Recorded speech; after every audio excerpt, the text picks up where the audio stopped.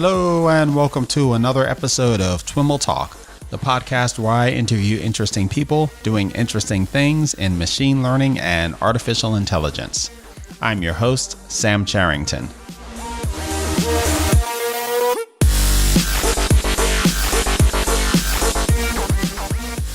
Today we continue our TrainAI series with a conversation with Sarah Aerni, Director of Data Science at Salesforce Einstein. Sarah and I sat down at the TrainAI conference to discuss her talk, Notes from the Field, the platform, people, and processes of Agile data science. Sarah and I dig into the concept of Agile data science, exploring what it means to her and how she's seen it done at Salesforce and other places she's worked. We also dig into the notion of machine learning platforms, which is a keen area of interest for me. We discuss some of the common elements we've seen in ML platforms and when it makes sense for an organization to start building one. As you may know by now, we're celebrating the second anniversary of the podcast this week. Have you found this podcast useful? If so, we want to hear how. Submit your written comments via the page at twiml.ai/2av or leave us a voicemail at 636-735-3658. We'll be sharing a few of your stories, with your permission of course, in a special podcast episode celebrating the TWiML community. Again, the second anniversary page is at twiml.ai/2av. Finally, a shout out to our friends over at Figure 8 for their sponsorship of this week's series. Figure 8 provides the essential human-in-the-loop AI platform for data science and machine learning teams. The Figure 8 software platform trains, tests, and tunes machine learning models to make AI work in the real world. Learn more at www.figure-8.com. This episode was recorded live on site at the TrainAI conference, so there is some unavoidable background noise. And now, on to the show. All right, everyone. I am at the TrainAI conference, and I've got the pleasure to be seated across from Sarah Aerni. Sarah is Director of Data Science with Salesforce Einstein. Sarah, welcome to This Week in Machine Learning and AI. Thank you so much for having me. I'm really excited to jump into the topic of Agile data science, which is what you were speaking about here at the conference today. But before we do that, tell us a little bit about your background and how you got into ML and AI and data science. Yeah, absolutely. Actually, I started off way back in undergrad when I had the opportunity to work on my two passions, biology and computer science, together. They opened up a major, bioinformatics. And back then, it was a nascent field, but I was able to do some research in cancer biology, kind of on leukemia and detecting patterns, and then spent some time doing remote research in Caltech on DNA binding and trying to understand if there were patterns we could recognize there. And while I didn't have a specific path, then decided to go to grad school for biomedical informatics, kind of building on that. The lab that I ended up joining was a AI lab, although it was completely focused on bioinformatics. It still was generally part of that department, and so I got a little bit more exposure and started doing things again related to DNA and genomics, but as any grad student at Stanford, started a company on the side. And that's not cliche at all. No, I know. But it was actually with a good purpose. At the time, actually, Obama had announced the stimulus grants, and it was over one of these late night conversations with professors that we realized there was this opportunity to support other researchers that didn't necessarily have all of the things required in order to complete and apply for these grants, where they might have really strong background in some biological portion, but didn't have the informatics side of it. And so originally we thought, well, we would offer consulting services to them and kind of stick to our field. And turns out that space of consulting is a lot bigger. And our group ended up doing things well outside of that. So I did some work predicting what websites people would be interested in browsing and kind of completely went off the rails from the biomedical background. But all related to the stimulus grants or totally a field? No, it's almost as if, you put out a press release on a topic and it just snowballs from there and people kind of hear that you're available and around. So no, it ended up coming through other avenues. It was very interesting. There were a lot of things that originally started off really around grant writing and helping startups that wanted to apply for these small business innovation research grants. SBIRs, So people been there. so it's interesting because I think people apply to them when they hear about them, and if they're not from an academic background, don't necessarily know how to write these grants that will be received well by an academic audience. And so our experience on kind of academic grant writing was already very helpful. The informatics part was maybe only a portion of it. And then, eventually it moved outside of the healthcare realm. And I realized I had just passion in data in general. And although when I was graduating, I still knew that I cared about healthcare and doing something in that space, so I wasn't completely ready to let go of it. I wanted to leave it a little bit open. And so I joined a software company where I was actually more or less a data scientist for hire. So I worked on the particular distributed database that the company Greenplum actually was selling, and working with my customers with the expertise in biomedical informatics, I'd be able to speak their language, but still really be doing raw data science. And a lot of the time, it wasn't necessarily in my area of expertise, but it was somebody who spoke their language.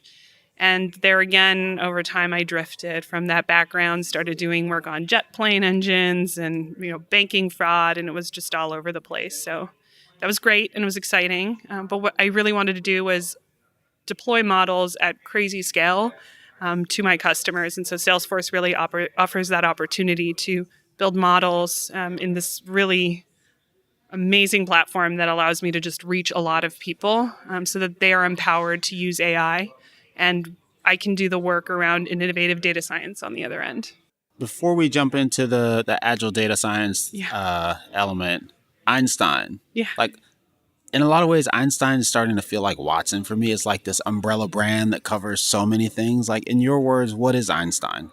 So the purpose of Einstein really is just to democratize AI. So Salesforce has many customers, and any customer, regardless of size and industry, should be able to harness that power. And so the goal is to allow our customers to use AI to have better interactions with our customers, to make them more predictive. And so we have products, some packaged apps that I've worked on, like predictive lead scoring, that allow a sales rep to understand which of the sales leads are likely to convert to an opportunity based on the data that they have that have historically converted.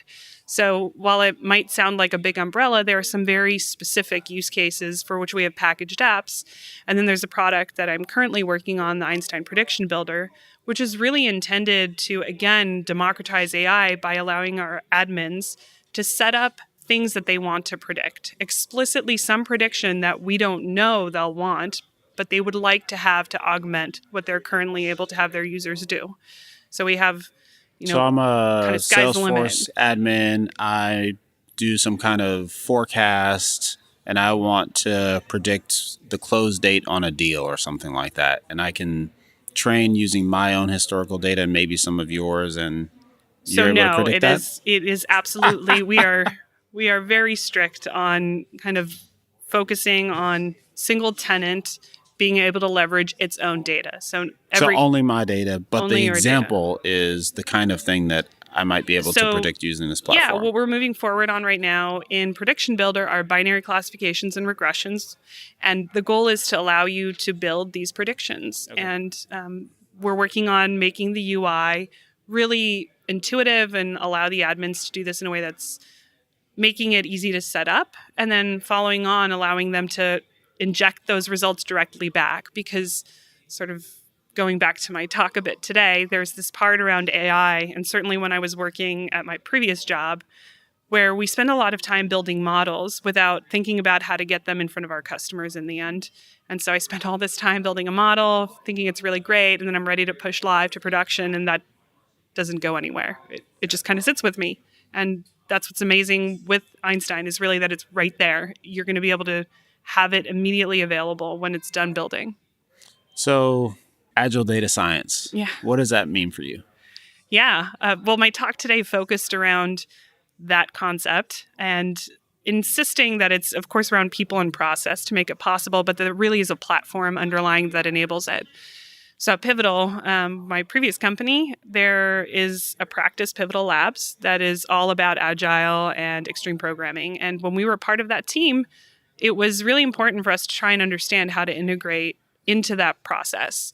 And Agile's been around. It's meant to be adaptive and to work, but there certainly is a mindset that comes with how to approach it, how to have sprints, how to have stories, how to be able to go live and test things.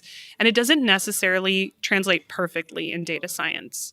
So what's interesting is when we think about, for us, trying to push our changes live, it's important to have a way to not feel, once you've built a model, that it's just going nowhere. It needs to be connected. So really thinking MVP with what it means to actually add any model to a product. And that's exactly where I was focusing, was a model that is part of a product. And then secondarily, making it possible to run experiments so that you're not moving off into a corner and doing it elsewhere, and then figuring out how to translate it over. So really that you have frameworks in place. And for Salesforce, we have this platform that makes it possible for data scientists to use services to get access to what they need and to share algorithms, to share feature engineering steps, and to allow us to run experiments without having access to data, but with understanding how performant the results might be at the end. So setting aside what the customer might use, how do you kind of express Agile internally in the way you do data science within Salesforce? Yeah. So the team that I run, the prediction builder team, we have multiple models in production, but we use one underlying code base that automates the entire feature engineering process. So it's AutoML that we use. And the platform team as a whole is responsible for having services around safe access to data, around making compute scalable and possible. And these elements around automated machine learning are really where we get to implement that Agile methodology really cleanly. So when you have these shared repositories, what that means is if you have models in production and you can continuously monitor their performance, which is really, really critical, you're able to understand where there may be a problem, where models are not performant, and be able to go ahead and iterate and come up with solutions to it. So some of the examples that I gave was, you see a drop in AUROC and you decide that you actually want to do something about it. And, assuming you have access to the data, you can do a deep dive and understand what has happened. Understand if there are some underlying elements. Maybe there are fields that are not being processed correctly. Salesforce has some very unique problems around leakage detection. Turns out that when you have a pull of data that is from a moment where they're setting up the predictions, we don't know what came before a certain yes-no event. So an easy example is if you were trying to predict churn and the customer has a field called reason for churn and they don't explicitly exclude it, we actually need to detect that problem. Because if we're now using reason for churn in our model, we'll have a problem. So those types of things would appear up front in a holdout set that we're doing extremely well. But over time, you would see that there's a degradation in performance because, of course, you're not doing a good job on any of the new data sets that were in that scoring open set. And so it's that kind of monitoring and identifying of problems to which we then have to create resolutions. So if it's introducing a new test to find leakers, if it's coming up with a new way of processing text, if it's, at some point you can imagine wanting to use sentiment as just a feature that you engineer out of any text field that comes in. So really having that shared repository, being able to add that new feature. So taking the time, building a new way of engineering it, adding it on to that library or that service, and then iterating. That's sort of one portion. There's like the user story around implementation. There's also really that platform, though, around how do you now run an experiment. So if you have a new feature that you're adding, and in our case, you can have so many customers that are building models using your underlying AutoML, you would need to understand what the impact is of adding that feature to any one of your customers. And so being able to do that in a way that doesn't require us to look at data, but allows us to run an experiment at scale to understand what the impact would be. Are there any regressions that happen, for lack of a better term, in our model performance across the board? So to make sure I understand that, you've got these customer data, it's all single tenant. It sounds like you're not testing against it, but you are.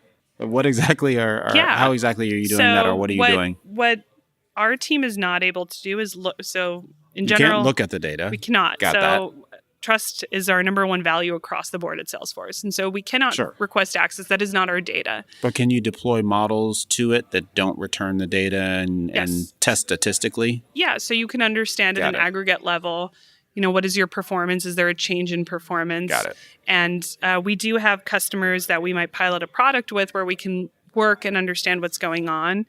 They can request investigations, but it's not a system where we need to be able to go in and look at every single model. Similarly, although Salesforce is, at such a massive scale, any company will have multiple models in production at some point. I don't believe any company sets out to have exactly one model. And it's unlikely that at some point every model is going to have such a heavy data science component that rather than monitoring and alerting to a degradation performance, you would want to be able to just have multiple models in production and probably a smaller number of data scientists supporting those efforts and iterating. And so having a platform where you have a shared set of services for engineering and for understanding that if you add a feature or if you change an algorithm or you decide to tune parameters in a certain way, understanding the impact across the board becomes really critical. And so having those monitoring services there, although it is really important for Salesforce, is extremely important for any company that's out there. I'm envisioning when you say platform, I'm envisioning something analogous to like Uber's published quite a bit on Michelangelo, their internal platform, and some other companies have. Netflix talks about their platform a lot too. Right, It's really great. LinkedIn. I mean, a lot of companies have spent time. I think what's so unique about what Salesforce does is our platform is around running multiple models for our customers, and it's really around taking what all of these companies have done and the number of data scientists and engineers that go into building those platforms and making it accessible to our customers so that they can benefit from what it is that we have done and be able to access it with just a few clicks instead and sort of know that you have that data science prowess behind it and people that are paying attention to constantly improving and making things better on your behalf. Mm-hmm. So the first of these elements is a repository. And you've mentioned a couple of things that might be in that repository, models and features. What else is in that repository? So in general, and again, this will vary by companies that are building for their purposes. If it's, for example, a single application that you have, there's always going to be an element around data. So how is it that you're storing data? How are you indexing it? How do you access it? Data scientists don't want to be paying attention to like what folder is this living in or what table or what are the histories. So what we do is we build APIs to let us request data in a certain way so that it can be, again, automated. There exists a customer that wants to use the services and therefore being able to reference via APIs and running code against that is then possible. And although, again, not everyone is operating at Salesforce scale, no data scientist necessarily wants to spend time thinking about how data moves in and out. Right. But those services need to be there to make it possible and to make it possible to index what's happening, look for drift, understand how to monitor that scores are being pushed back, the scores have changed over time, all of these elements around data services, monitoring services, and then actual modeling and feature engineering as well. So interestingly enough, this topic is timely for me. I just organized an event last week where we spent quite a bit of time talking about this notion of machine learning platforms and agile data science and things of that like. And one of the questions that came up is, for a company that is not necessarily on a platform like Salesforce, but is doing data science, when do they start to collect some of this stuff into a platform? When does it make sense to build a platform? If you're an internet company, it's probably earlier than if you're a traditional enterprise. How do you know when it's time to start consolidating some of this functionality, building repositories, building monitoring frameworks, stuff like that? So monitoring is from the start. Like anytime you have an application, you're going to monitor everything that's happening on those apps. So as soon as you're wanting to add a model to it, you have to have monitoring around your models. It's to treat a model any different from another feature of your app kind of does your data scientists a disservice because they want to know what's happening, not by always requesting access and moving over. they need to be alerted to an issue the same way anyone else would be. Also, for allowing them to triage the problem more quickly. I understand that in general, there might be a question about waiting until you have multiple models maybe, or some opportunities for sharing. But I argue, and that was sort of one of my take-homes on the talk today, sort of my main point is to plan for multiple models always. I cannot imagine an organization that doesn't commit to having more than one model. And by doing so, really doing some upfront planning. Certainly at my last job, there were many companies that were kind of in this position of having a lot of smaller organizations within that could have benefited from sharing, from understanding. And of course, there's always a question of investment. And I think it's a struggle when you don't invest time in the platform. I was just talking with several people today about the fact that there's an expectation that you should have good return on investment for your modeling and for the data scientists you hire and everything that's there.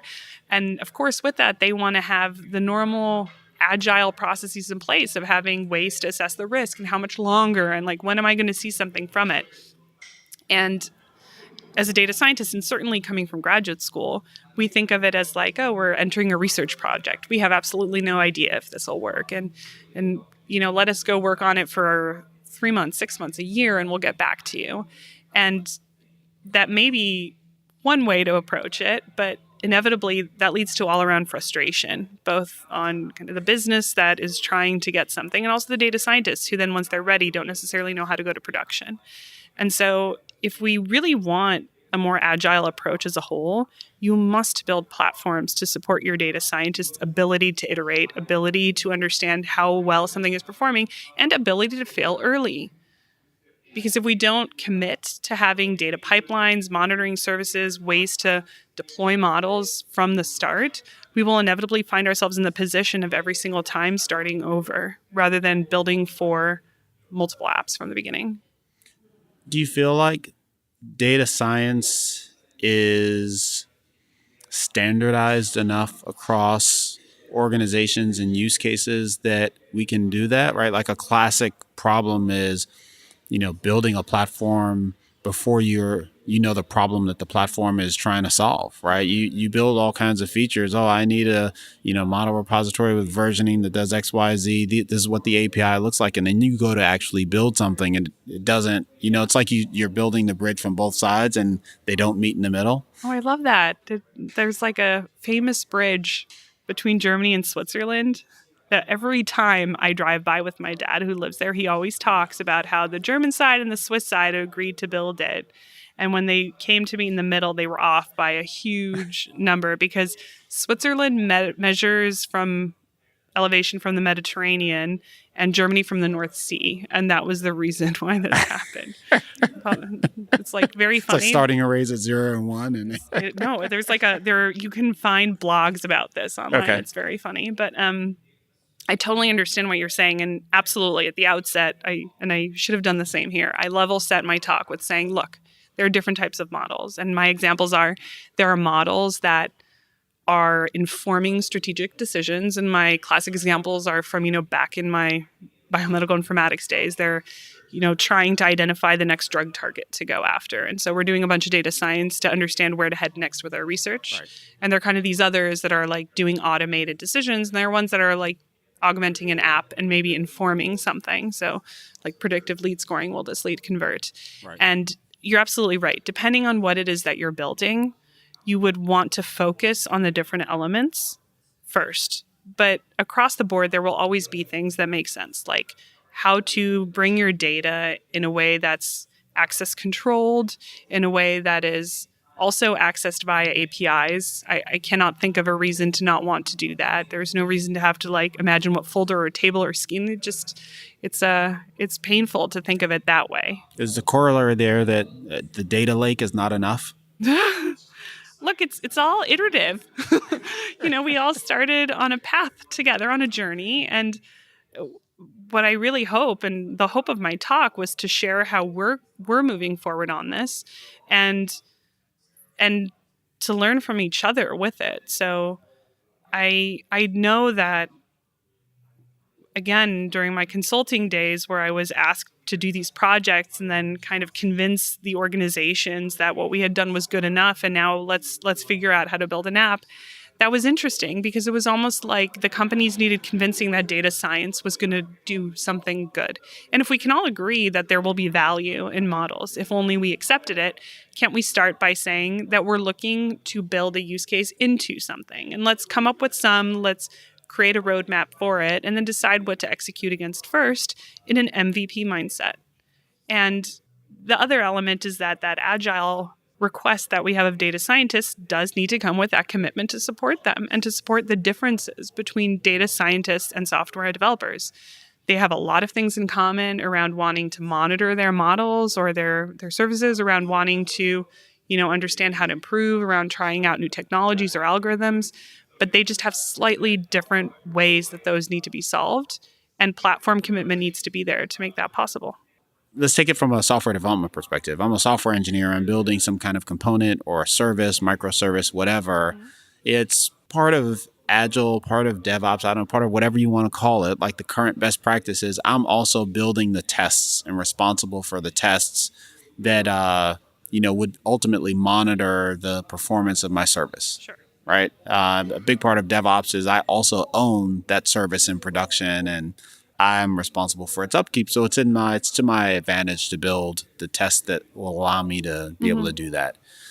Data science is a bit different at most places, I think, because there's this bit of I don't know if you want to call it a wall, that may be too strong, but there's, the person who's building the models isn't the person that's putting the model into production and is responsible for. They're responsible for different elements of it, right? The data scientist is responsible for the performance of that model over time. Are they also building those monitoring tests, or is the engineering team that's implementing the model building those overall monitoring tests? Like, where does that sit?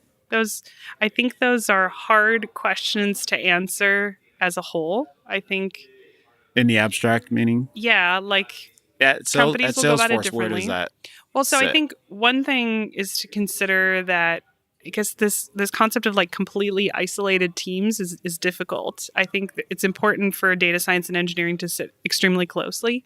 In Prediction Builder, for example, we have a very hybrid team. We have a designer, we have front end, we have data scientists, and our data scientists are very good engineers as well, in the sense that they've learned how to write code, or at least work on these libraries that are able to run in production. And part of that is because of the way we have built that platform, we can run that code and run experiments using that code and make changes. And if you just think about it as adding a component in, and not necessarily what you're describing, which is kind of completely offline building, and then, okay, it looks good on the sample data, and then what you're saying, throwing it over the wall, but instead having the ability to run it in those same environments and make sure that it's performant.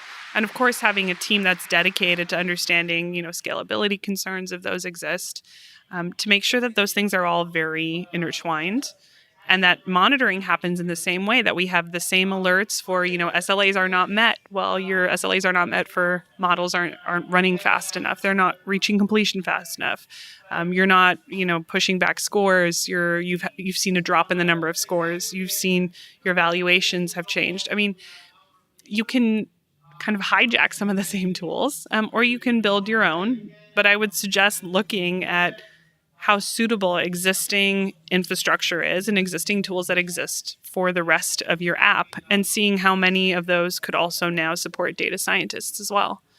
I think there's a desire across the board as well to integrate these teams and to stop treating them as completely isolated. And I really think part of it is by introducing them to that same culture, the same agile processes, then maybe they wouldn't feel the need to feel so separate as well.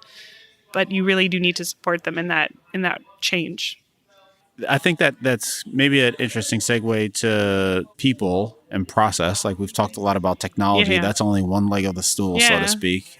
You certainly touched on people and process throughout, but Did you have a specific message in your talk around the people aspect of all this? Yeah, so some of it was really around my own journey from starting in an extremely research-oriented world. And to be honest, back in grad school, I wish that somebody had introduced Agile to me. I would have benefited from really not spending time on obsessively thinking about one particular problem and instead creating an MVP and iterating. And probably would have also helped in terms of when do I publish a paper, if you think of that as your quote-unquote release. So it was around that journey on acknowledging the similarities that I have with developers, around the needs that I have, how they are served by either a process or by, a monitoring tool or tests that they write, and how those aren't identical for me, but there are things that I want that, again, bringing the platform in, if I could only modify those elements, I might be able to get, but also a little bit around, what it means to have a user story for a data scientist. So sort of acknowledging my asks and my desire to want to push live, thinking then next on the process side, given that there's a platform in place, how can I now go through identifying opportunities where the team focuses on things that are near term and things that are long term. So we have a backlog of things that we want to achieve. We have investigations that are ongoing, and those investigations follow a certain pattern, which is, identify a source cause, and from that create user stories around solutions that you want to implement. And those are sometimes very, very tangible, very easy. Tuning a hyperparameter, trying to understand if you could add a new feature. Maybe there's a bug, something. I give an example of like a text field that's blank should be treated as a null, something very explicit like that, very tangible. And you can have this running backlog of those items. But we also acknowledge that at any stage there could be a lot of open opportunities. Maybe you want to try new word embeddings, or you want to try a segmented model. And those are larger problems that require longer term efforts. And to kind of balance out those near term data science focused and required data science chops to identify the issues against the longer term, more innovative opportunities, we have architects on the team that are able to take on those bigger, meatier problems to understand how do we tackle using something completely different and choose when to promote that into something that will push into production. So you do need to have a large enough team to support both sides of that. And so are you identifying a role that's specifically a data science architect as opposed to like your traditional engineering architect or developer architect? So, yeah, I guess the role of architect is very specific, which is somebody who's, at the level of solving these meatier problems. Not necessarily the architect that you're mentioning, but they do have a solid understanding and ability to work and communicate with a engineering architect. So, yeah.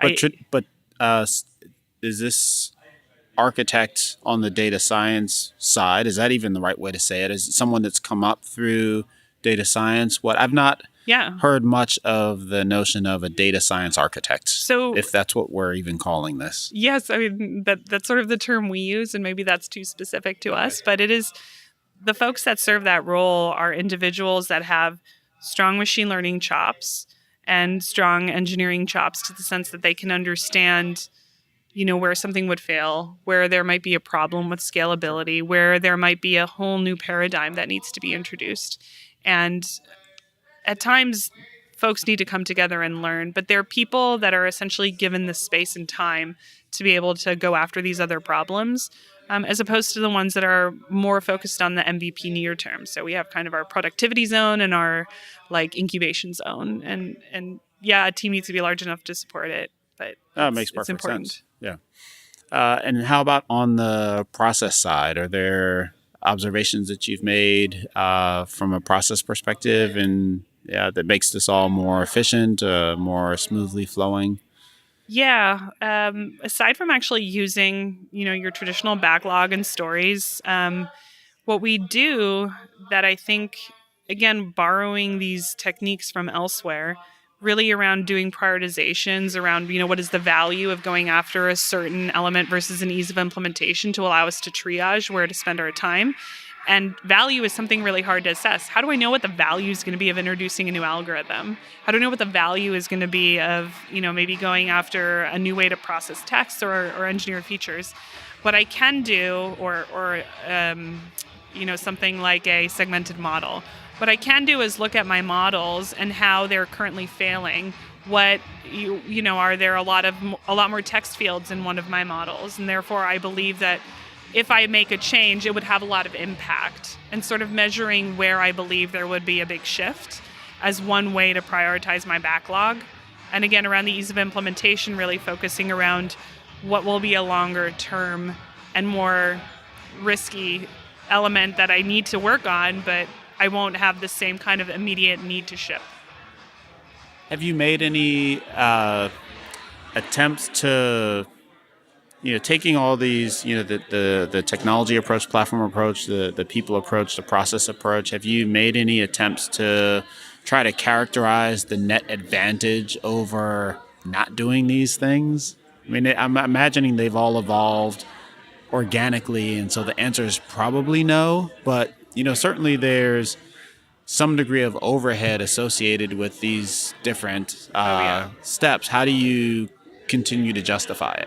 Yeah, so the most obvious, metric that you could use is how quickly your models are improving over time, and then how quickly you're able to ship. So I know at previous companies, there might be like the actual how often we have new releases that could be used. What's interesting is in data science, of course, it's a little bit challenging because if I release a new model, that could impact my end customers. But what we can do is understand how much improvement we're getting on our performance. Because we do have models and we do have summary stats on how they're performing, and we can see how they've changed over time. And of course, it's a bit tricky when you're in an early phase or in a company that has a smaller number of models in production. But if you can see how quickly you're making progress or improving outcomes, or in the instance of something more explicit like getting customer feedback, we might have like a time to resolution that there are improvements there, that those are metrics that you can capture at the end if you're sort of unwilling to say how quickly am I releasing as your measure. Any other topics that you touched on in your talk that we haven't covered yet? Well, I think overall at Salesforce, we have this really cool AutoML pipeline that we've been developing that really focuses around feature engineering and automating the process of selecting models. And I think that term AutoML is something that isn't always so well received by data scientists as a whole. I think I've noticed that at times there's this question around, is like this automation away of data scientists, essentially. Mm-hmm. And it actually isn't at all. And the reason why I think it's such an important concept for everyone to introduce is that what AutoML really represents is harnessing your data scientists' repeated feature engineering techniques, repeated analyses, finding opportunities to do these things. And instead of having everybody come up with a new, like stop word removal or language classifier or sentiment analysis, share those. Work together on saying, I would like to use, this shared library, and let's instead focus together on how to automate that process and identifying ways to, produce more features and instead focus on the fun, hairy problems. Like, what's the next set of features that I want to engineer? Right. So it's not really such a scary space. It's actually very empowering, I feel, for data scientists to consider what they can contribute there. It's been a great chat. Thank you so much. Anything else you'd like to mention before we close out? No, I'm so appreciative of this opportunity. Thank you so much. All right. Thank you. All right, everyone. That's our show for today. For more information on Sarah or any of the topics covered in this episode, head over to TWiML.ai/talk/143. Thanks again to Figure 8 for their sponsorship of this episode. To follow along with the TrainAI series, visit TWiML.ai/TrainAI2018. And finally, show us some love for the podcast's second anniversary and share how it's been helpful to you over at TWiML.ai/2AV. Thanks so much for listening, and catch you next time.